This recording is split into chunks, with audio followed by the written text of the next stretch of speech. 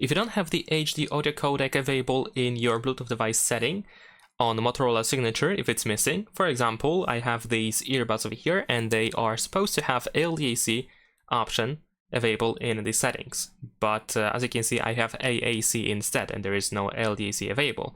The reason why that might happen is most likely due to an app that you may have installed for your Bluetooth device. So in my case, for my earbuds, I have installed this app, which allows me to go to some sort of like quality settings or earbud settings, and essentially you are looking for sound quality settings, and sometimes your Bluetooth device may offer like a couple of different options, what should be the priority, whether you prefer the sound quality or if you prefer the connection quality. If you choose, in this case, connection quality, then LDAC, in this case, will not become available.